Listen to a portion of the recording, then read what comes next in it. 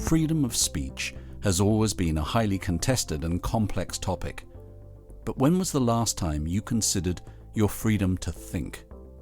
In this show, we look at how our online environment, riddled with fake news and geopolitical propaganda, is undermining our ability to think for ourselves and to hold our own opinions.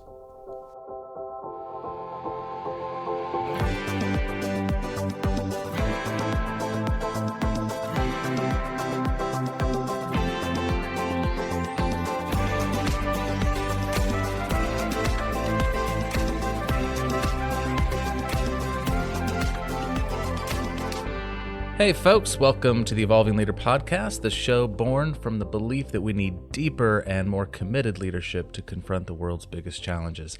I'm Scott Allender. And I'm John Gomes. How are you feeling today, John?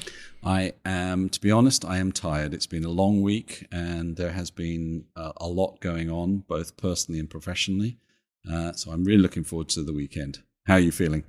I'm feeling like I wish you were feeling energized because I too am quite tired. I am at the end of sort of 8 or 9 days of COVID. It finally caught me after 3 years. So doing pretty well, but a little fatigued.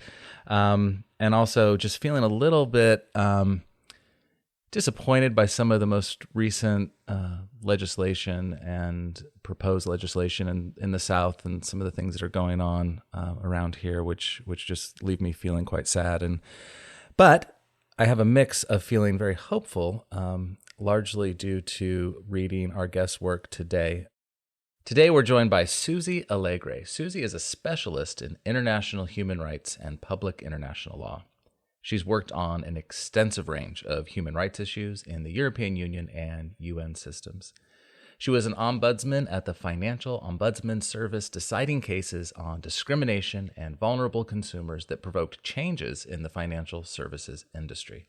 And internationally, her roles have included working as the attaché on accountability and governance for the EU in Uganda, coordinating donor responses to corruption in the country, and anti-terrorism advisor to the Organization for Security and Cooperation in Europe.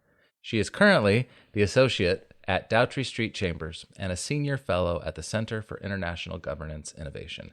And she came to our attention with the recent publication of her amazing book, Freedom to Think. Susie, welcome to the Evolving Leader. Thanks so much for having me. It's a real pleasure to speak to you. And I have to say, I'm feeling tired too. Oh, no. Well, Susie, I was going to ask you that. So welcome to the show. I was going to ask you how you're feeling. Well, it's mixed. I think it's been a long couple of months. But I am also feeling optimistic because I am this weekend back in the Spanish Basque country where I realize I first came to 30 years ago now. So it's very nice to be back somewhere familiar after the pandemic. Well, you are a pioneer in the debate of digital human rights, particularly looking at the impact of artificial intelligence on freedom of thought and opinion. But before we dive into what all that means, can you give us a sense of the journey you've been on with your career and what's led you to that current focus? Yeah, my career actually started right where I am now, in the Basque country, where I came 30 years ago to learn Spanish with a plan to be a linguist, float around, maybe write some poetry. That was my dream back in the early 90s. And I landed up getting work translating and then as a research assistant in a conflict resolution NGO called Guernica Gogoratus here, which is about remembering Guernica. And that work was really my first encounter with human rights lawyers and human rights law as a way of dealing with conflict. And I just found it absolutely fascinating. It had never occurred to me that the law could be interesting. But after that experience, I mean, that's what pushed me back to qualify as a barrister in the UK. And after some time practicing as a criminal barrister in the UK, I then carried on my international career and I suppose took what I'd learned here from the Basque country to work for international organizations like Amnesty International and then for intergovernmental organizations like the Organization for Security and Cooperation in Europe, looking at human rights in the context of counterterrorism, and then bigger picture questions sort of globally with the UN, and also, as you mentioned, tackling anti-corruption in East Africa with the European Union. And so it was really, I suppose, a drive to understand how the world works and to try to find ways to make things better, to promote peace, to promote prosperity, and to promote human rights. And that's been very much a guiding factor through my career.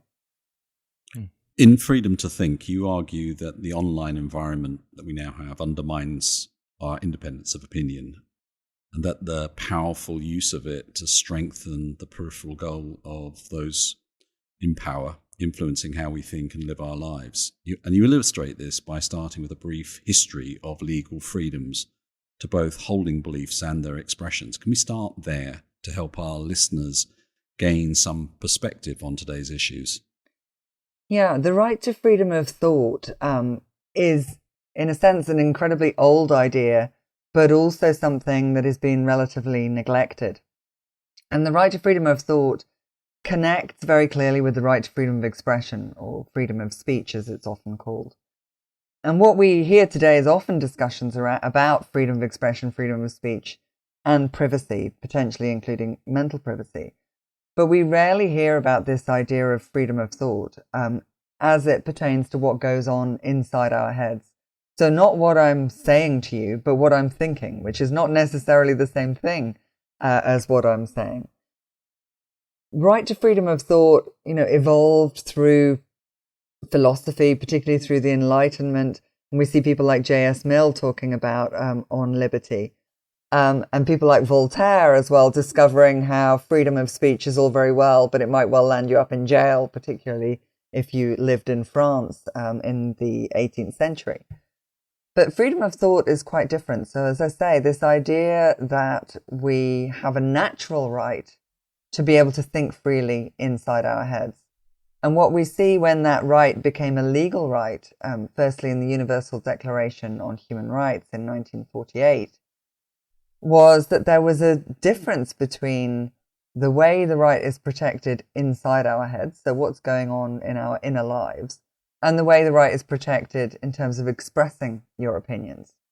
And so while the right to express your opinions, to share your opinions, can be limited, for example, to protect the rights of others, the right to think whatever you like, however vile it may be, is absolute inside your head. So there can never be a justification for interfering or violating that freedom inside your head. Of course, we all engage with each other every day and we influence each other. But what the right to freedom of thought guarantees is the right not to have to reveal your thoughts. So never to be coerced to reveal what you're thinking or what your opinions are. And if you think about that, in terms of, for example, the Spanish Inquisition, torturing people to admit to heresy, if you like, that is the kind of idea of coercion or trying to drag somebody's thoughts or opinions out of them. The second part of the right to freedom of thought inside your head is the right not to be manipulated. And again, we all influence each other in our daily interactions. That's part of what it means to be human. That is not a violation or an interference with your right to freedom of thought. The question is, when does influence tip over into manipulation? It's not something that's very clearly defined yet in law, but there's a very key concept there, the difference between influence and manipulation. And the third part of the right to freedom of thought is the right not to be penalized for your thoughts alone. So you may be penalized for what you say or what you do, but you can't be penalized simply for what is happening inside your head, what your beliefs are, or for inferences just about your beliefs. So when people are assuming they know what you're thinking, which is something that we find now, looking at the AI world and sentiment analysis, that increasingly people claim to be understanding or knowing what we're thinking and how we're feeling. So that right to freedom of thought is based on those three kind of fundamental ideas. But again, it's different from freedom of speech because it's not about what we're saying and doing on the outside. It's about what's going on the inside. But ultimately, what's going on the inside is intimately connected with freedom of speech and freedom of information and our ability to interact with each other freely. I'd like to hone in a little bit on this manipulation because it's no secret we're in a world where the power to spread fake news is incredible and it happens incredibly quickly. it's hard to keep up with what's happening in terms of the speed and the sort of all the different platforms which, are spreading all these sort of ideas. How do we balance the sort of, I don't want to call it a right to do this, but the fact that this is happening with the rights to have the freedom to form our own thoughts?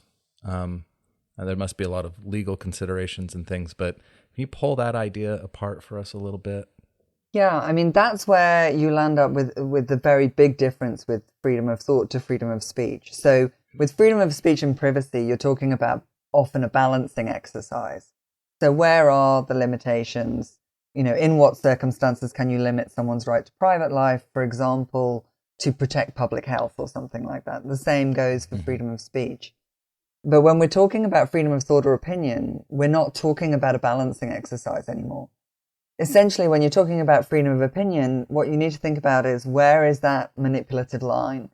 And wherever that line is, you can't cross it.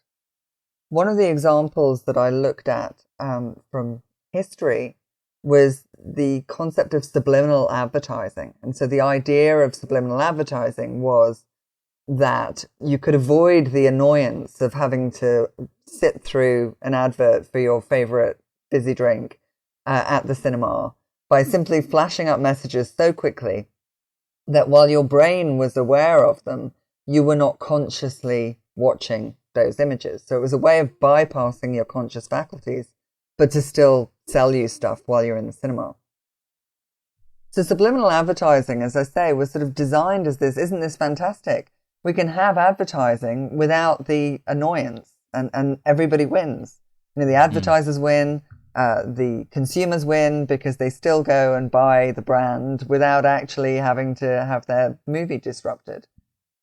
But clearly, legislators, particularly in Europe, saw how potentially dangerous this was. I mean, possibly also scarred in the aftermath of World War II and understanding the power of propaganda and the dangers of propaganda, and immediately banned subliminal advertising in Europe. And so subliminal advertising has been unlawful in Europe since it was first posited, really.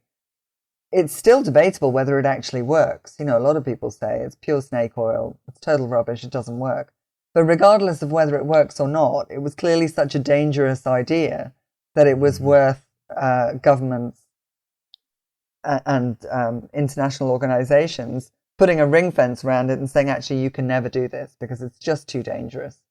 And so it's not a balancing exercise. It's no, you can't do that.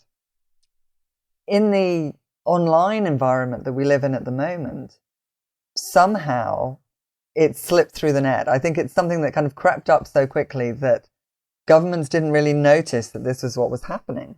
Because I think when you're talking about micro-targeted advertising and the kind of thing we saw with the Cambridge Analytica, that is not really far off subliminal advertising. The same principles really apply. And it seems that it sort of developed incrementally without anybody really noticing. But I would say that kind of micro-targeting, particularly when it's in real time, so that it's feeding off people's personal and individual emotional states, psychological vulnerabilities, has that same power of manipulation as we see with subliminal advertising. And we see it as well with dark patterns and with what's being called the attention economy. The idea that things are being designed particularly to keep us hooked in order to affect how we're thinking and feeling without us making conscious decisions about what we're looking at or how long we're staring at our screens.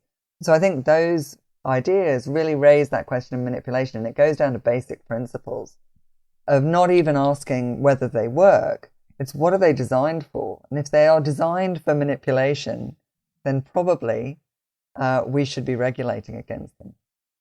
This concept of manipulation, which you say there's a fine line between trying to influence legitimate political or commercial views with undermining, gaslighting, whatever you want to kind of think about it, people's own freedom to think.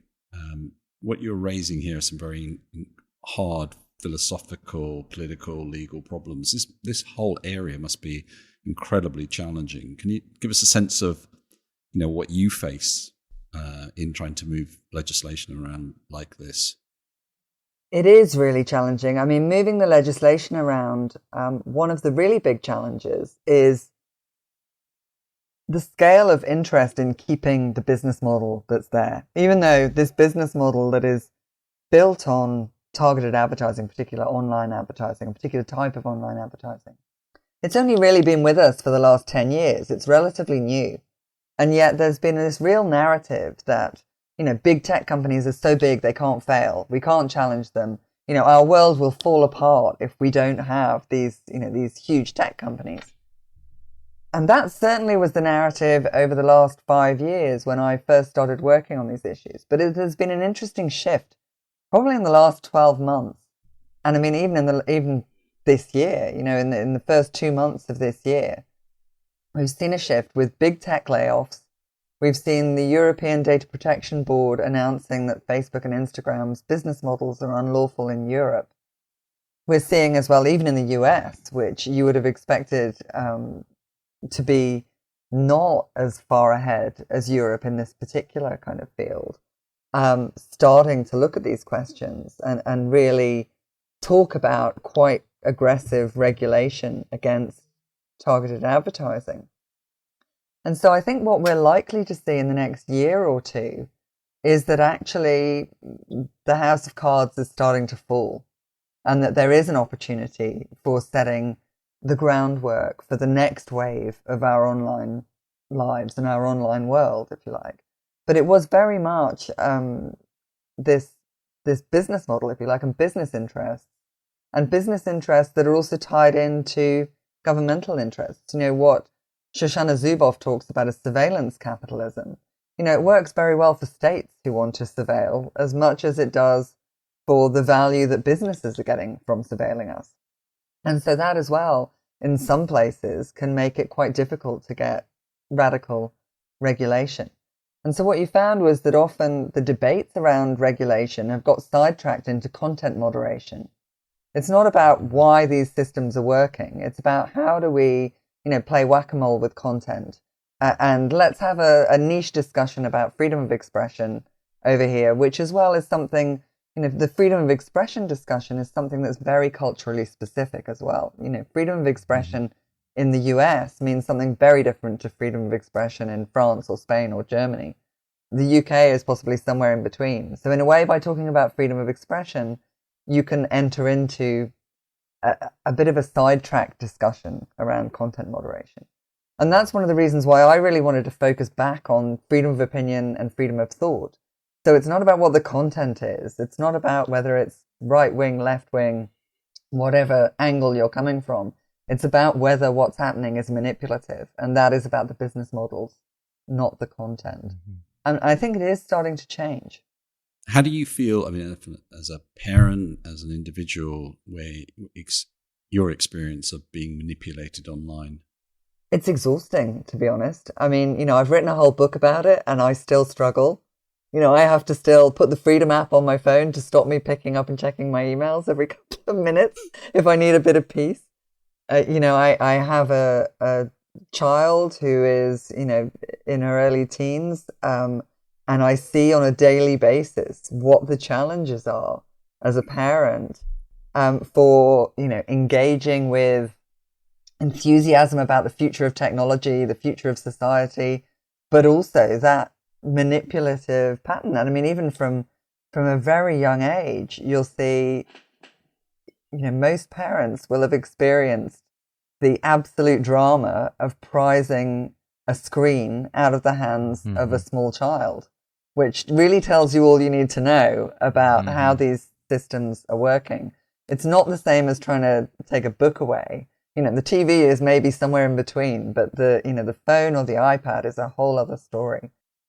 I read that you told your daughter that she cannot have an Alexa because it steals your dreams and sells them, which I loved. Yeah, absolutely. I'm gonna borrow that. She never asked again, I have to say. It was like Alexa has been out of the window. That's awesome. I love it.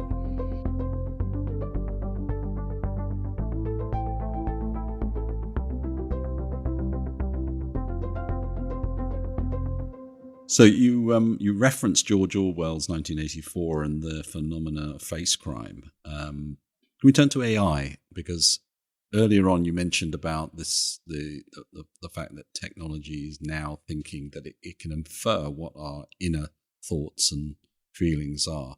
How's that playing out in freedom to think? We see it in lots of different areas. And again, as I said earlier, it's not just a private sector thing, it's also in the public sector. So, you might see AI being developed to understand, say how we're feeling, help us to feel better. You see AI about mindfulness and things like this, but you'd also see increasingly emotional AI, wearables that, are designed supposedly to point out when we're feeling miserable and help us have a better day. You see, I think it was just when I was finishing the book, I came across one story about a company somewhere in Asia that had installed cameras where you had to be looking happy to be allowed into the meeting room, which, I can't think of anything more depressing than having to look happy to go into a meeting room. I'd be locked out of everything. Exactly. Well, yeah, and question whether that makes you want to be locked out. It's very, very easy, straightforward, avoid this meeting. So we do see that that's kind of the direction of a lot of AI, is extracting what we're thinking and feeling.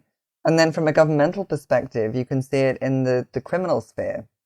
And for example, AI being developed to infer risks, if you like, in human beings, whether it's gait analysis or facial recognition, being developed to try to understand whether or not you're thinking bad thoughts and are planning to do something terrible. And whether that is, in the counterterrorism sphere or even in your local shopping mall, AI being developed to see whether or not you look like someone who's about to start shoplifting.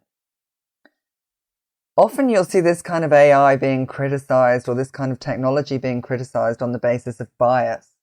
And there's very little doubt that the way this technology is trained is often based on data that is inherently already biased. So you'll see in sort of, predictive policing technology that, people from minority communities are much more likely to be flagged as high risk.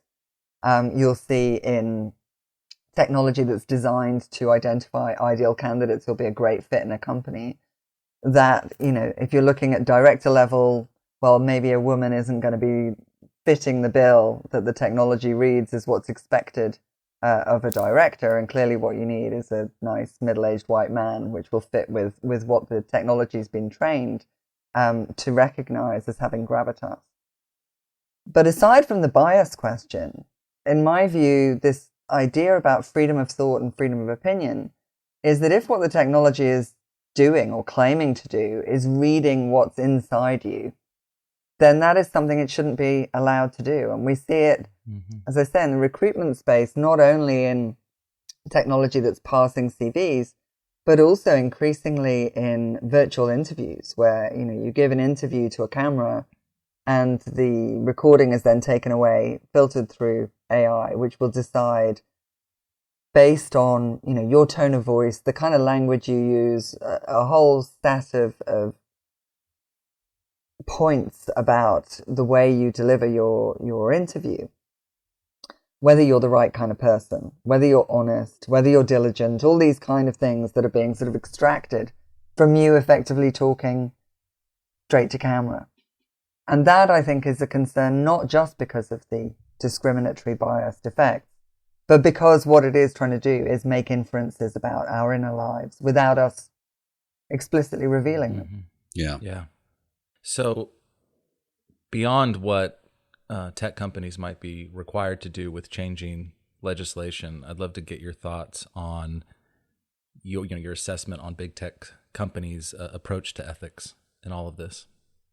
It's one of the really interesting things when I first started working on digital rights, particularly in the private sector, rather than from a pure sort of governmental security sector approach, was that suddenly talk about human rights disappeared and what we're talking about is ethics. Now, ethics are great. I mean, obviously, operating in an ethical fashion is to be desired, should be good for everyone. But you can't take ethics to court. You can't enforce ethics. And so the way we've seen the discourse developing around technology as being technology and ethics, AI and ethics, instead of AI and human rights or technology and human rights, sort of separates it. It puts it into a space where effectively the law seems not to apply. And we've seen the ethics arguments being used as well alongside an argument that, technology is operating in a regulation-free zone, that it's all so new that the regulation can't keep up. But actually, if you go back to basics and you apply things like the right to freedom of thought or the right to private life and look at how they would apply, what they mean in the technological space, we do have these laws. We have human rights and human rights laws at the international and national levels. And for me, human rights are ethics with teeth. And so I have this kind of sense that actually talking about ethics and reassuring everyone that, we're thinking about ethics and creating new ethical frameworks is a way of effectively avoiding accountability and the really hard questions and the potential that what you're doing will be deemed to be unlawful and you're going to have to stop. Mm. Well, that's interesting because, Facebook's attempts to establish an ethics committee didn't prove to have very much teeth or any effectiveness on influencing the direction of the company. How do you think organizations are going to be, how are you and people in your sphere going to give the application of human rights in the tech space more teeth, do you think? Well, I think, as you say, self-regulation just doesn't really have legs when it comes to serious accountability. There is amazing work being done by civil society organizations and advocates for digital rights around the world. There's an incredible organization based in the UK called Foxglove who've been bringing really interesting cases against tech companies like Facebook in Kenya as well as other places around the world. In Europe, we're seeing increasing challenges again, like Max Schrems, the Austrian privacy advocate who challenged Facebook's ability to share data across the Atlantic. And we're seeing now in the US with Gonzalez and Google at the Supreme Court how tech companies are beginning to be held to account and questioned and having to explain themselves in legal terms in front of courts as to the human rights impacts of their technology and their business practices. And so I really do think that it is in those spaces in court that we are seeing a much faster development than one might have even expected 5 years ago, which is then being reflected in the regulators and lawmakers playing catch up. But it is also showing that actually the laws are there. One of the big challenges for enforcing the law is the cost of bringing a legal case. It's prohibitive for most people. And for civil society organizations in many countries, it is as well. But then you see, that is where there's a real need for independent institutions that can bring human rights cases, for example, on behalf of the people. So in Spain, for example, when Spain brought in a law which allowed political parties to use people's data for the purposes of targeted political advertising and profiling, it wasn't an individual. It was the Spanish ombudsman, the Defensor del Pueblo, who brought a case to the Spanish Constitutional Court arguing that this law brought in by the government was unconstitutional on human rights grounds, including the right to freedom of thought as well as the right to privacy. And they won that case, and the law was then effectively annulled. So having independent institutions that can bring these questions is really vital. But unfortunately, the current climate around human rights in many countries means that those institutions that actually have teeth and the kind of funding that you need to bring these cases are few and far between. And so we are seeing a lot of those cases are being brought and backed by civil society organizations globally. But it's happening, and it's happening despite those huge hurdles. Did you know you can find us on Twitter at evolving_leader. We're also on LinkedIn and Instagram at Evolving Leader. If you're on any of these social media platforms, we invite you to follow along and comment on your favourite episodes. Now, back to the conversation. So speaking of different governments, what are your thoughts on the activities by the Chinese and Russian governments and how they're wielding influence over their populations? I think it's very difficult to know exactly what is happening in Russia and China, to be honest. One of the things that I wrote about in the book was the social credit system that's been talked about a lot in relation to China. And there have been reports that would indicate that people who have been deemed based on their data, including things like social media activity, but also their connections, etc., to be bad citizens, are then being barred from, for example, access to public transport and that sort of thing. But actually, those sorts of developments we're seeing in many ways in our own countries, in our own democracies, but under another guise.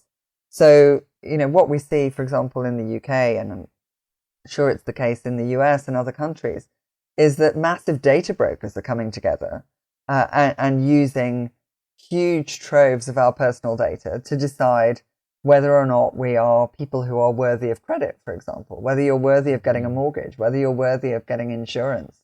And so we're seeing it in the private sector, but it is essentially the same thing. It's the same thing as social credit, but used for access to private sector services. What you do see with China and Russia, I think, which is very interesting, certainly the way it's been reported, is the use of technology globally to affect what's happening in politics in other countries. I mean, they're clearly not alone. And I think that's one of the really big challenges when you start looking at hostile state actors using the online space to affect democratic elections, for example, is that it's very difficult to know which state actors have completely clean hands when it comes to, taking action, influence operations globally. So I think we have to be very careful. And I think that sometimes, while there are really dystopian and extremely serious examples of abuse of technology for the control and manipulation of populations in both Russia and China, I think we need to be very cautious about people who sort of say, well, whatever we're doing here, it's not as bad as what they're doing over there, so it's all fine. I think you have to be very careful not to kind of single out Russia and China and say, well, if we're not Russia and China, then we're okay. And often you can see that as part of the narrative. So yes, hugely problematic, but a lot of the same kind of situations or use cases that you see in China and Russia are not far from being used in our own countries. And the really big question, the really important point, which is under threat, I think, around the world, is how do you ensure accountability? How do you ensure respect for human rights when states violate them? That is a big problem in China and in Russia, is how can you be a dissident? How can you challenge the state? And we need to really make sure that in our own countries, it is still possible to challenge the state. It is still possible to raise human rights questions and push back. Because if we lose that, we will really have lost all our protection. And it seems like it's a tricky balancing act to introduce legislation that achieves those goals and engage the public and commercial sectors in it. I mean, if you take GDPR, Digital Services Act, that the EU pioneered, the public and business probably don't see the value of those things. They see them as bureaucratic red tape a lot of the time. Do you think we could do a better job in capturing the public's imagination in these things?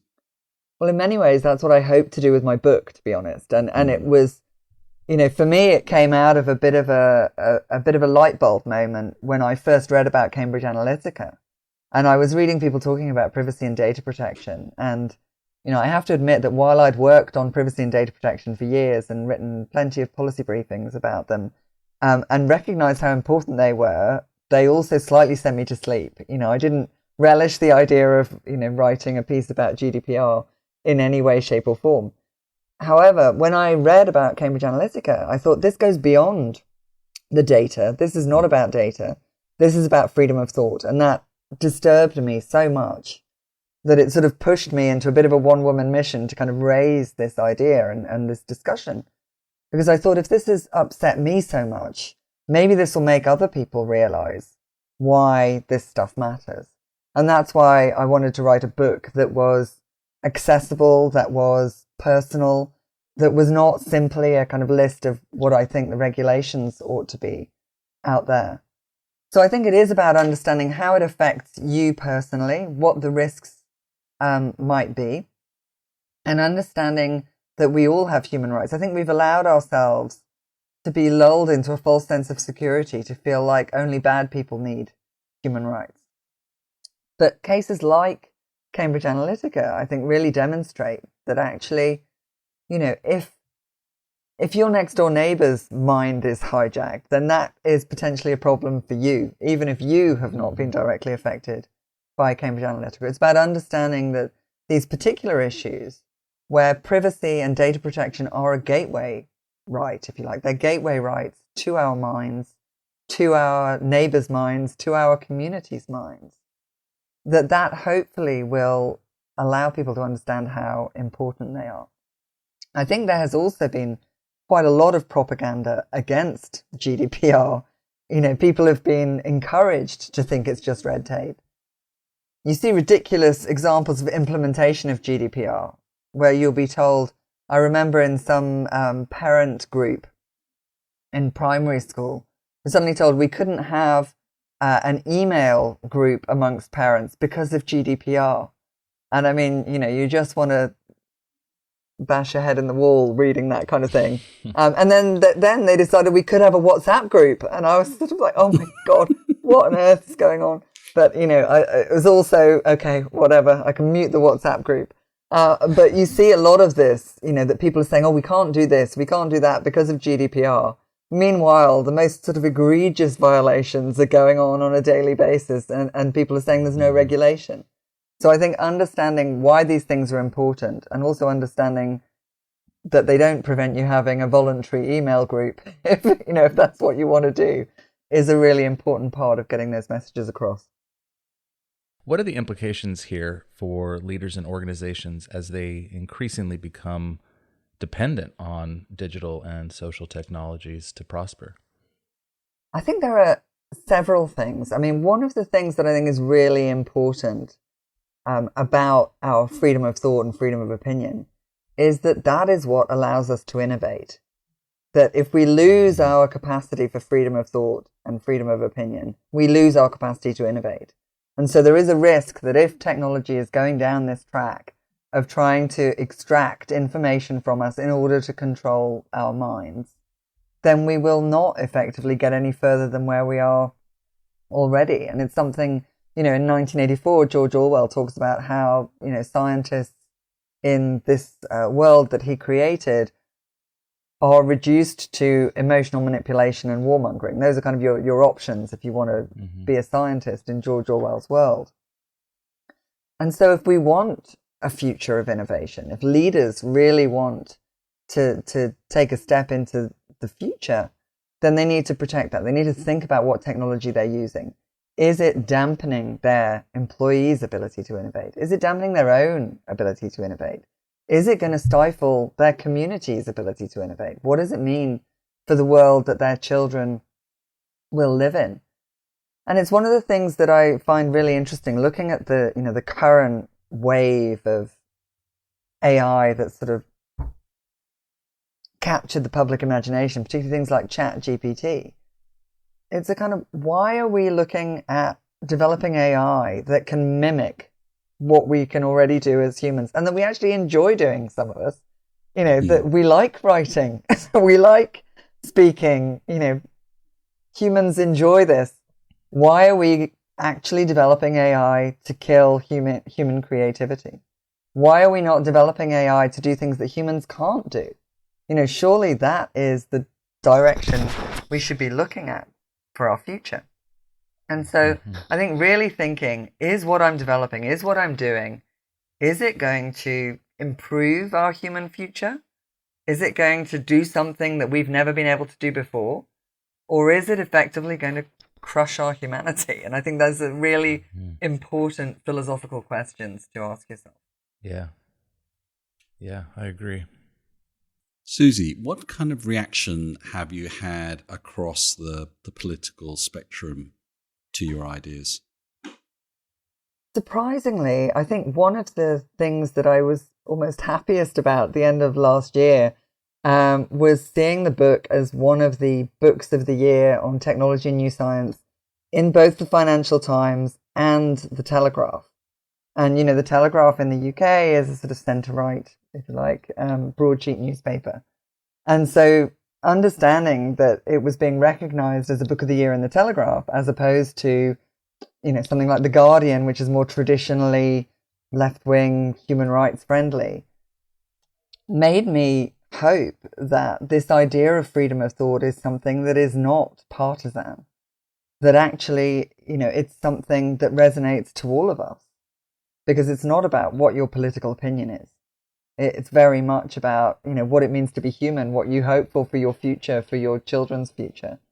And so I've been positively surprised, really, because it's one of those things, again, when you go back to the discussions about freedom of expression in particular, you land up with arguments about what expression should be allowed, and it then kind of divides into a sort of culture war dynamic. Whereas if you're talking about not wanting to be manipulated, well, there aren't that many people who really want to be manipulated if they think about it in those terms. I mean, you know, people might want to be influenced, people might want to get some guidance on things, but most people don't really like the idea that they're being manipulated, regardless of their political opinions. I think the fact that it's about freedom as well is also helpful. You know, the idea of privacy feels much more closed in, and some people are sort of like, well, you know, what does it matter? I've got nothing to hide. But when you're talking about the freedom to think for yourself, I think that resonates very differently, and I think it resonates across the board. You talk about how nobody wants to be manipulated, and it gets me thinking how nobody thinks they are manipulated. How do people get more honest and take more inventory of the ways in which perhaps they are being manipulated? I absolutely agree with you. It's one of the things that you saw very much in the sort of in the discussions around Cambridge Analytica, was some people going, well, you know, of course only idiots are going to be manipulated by this sort of thing. And you're like, well, that's obviously, that makes you a prime target. If you think you're too clever for manipulation, then, you know, then we know how to get to you. And so I think one of the things is to look at the kind of data that's being held on you and think about how it's being reflected back at you. Look at what Amazon is suggesting for you. An interesting experiment actually I found recently was looking up my book on Amazon, and several sort of friends and other people that I work with, I asked them to look up, and what then comes up as the promoted adverts very much depends on, you know, who's in their household, where they live, who they are, and can kind of range from, you know, self-help psychotherapy books through scientific books, through probably the worst one I saw was quotes from Andrew Tate, which was just horrific that would be the promoted material that would pop up on Amazon. And so understanding, you know, from looking at what's in your feed, taking time out and asking yourself why you're getting the adverts that you're getting, I think helps. Although, again, people then look, and when they start to look, say, well, of course, I wasn't drawn in by that. I haven't gone and bought stuff. Look at how much stuff you've bought that you really didn't need. You know, look around your house and see how much junk you've bought online. Look at the amount of time you spend on your phone. That's a really interesting one, is that when you use tools to check how often you pick up your phone, you know, when you actually look at that, and like I say, you know, I've written a whole book about it, I still struggle with it myself. You sit there going, God, how much time have I lost? And why is that happening? It's not accidental. It's about manipulation. And there are tools as well that you can use online to look at things like your Twitter feed and see a readout of what your Twitter feed is saying about you. I mean, I have to say that when I did that, it came back that I was a 30-something man, which I thought was interesting because I mostly use Twitter for professional purposes. So I apart from a bit of feminist art, I clearly wasn't, bringing my whole self to Twitter. But I think if you start looking at how the internet perceives you, and remember that it doesn't even matter if it gets you wrong, because it might get you wrong, that still might land you up being stopped by the police because it got you wrong. So it's important to bear in mind that it doesn't matter if it's rubbish. It's still being used. It might still be used to penalize you. It might still be used to prevent you getting a mortgage, or it might be used to manipulate you successfully. So thinking about, the freedom to think for younger people, because we're kind of talking about ourselves here, I think to a large extent, you're sitting in front of an audience of 16 to 24-year-olds and helping them to navigate this world. What advice might you give them? I suppose to use a primary school analogy, when my daughter was at primary school, you knew you were in trouble when you were told to think about it on the starboard. So I'd say that, but actually, I mean, I have spoken to sixth formers in school, and their questions are exactly the same. In many ways, they're more savvy. And I remember coming home one day when I was feeling very tired on the train, and I accidentally clicked on a link in some WhatsApp message that had come through to me. And my daughter, when I got home, she said, "Oh, Mum, you're worse than Bob the alien," who is the person that they get to teach them about tech safety at school. So I think with younger people, it's, they are aware of these issues very much. And it's about talking to them about activism, I suppose, and pushing back and explaining to them that they do have the power to change things, that this is not a given, that they can decide whether that's through choosing what to use and what not to use, whether it's in designing the next big thing in social media, or whether it's in joining a digital rights movement and demanding their rights. I think it's about agency and telling them, they're the future.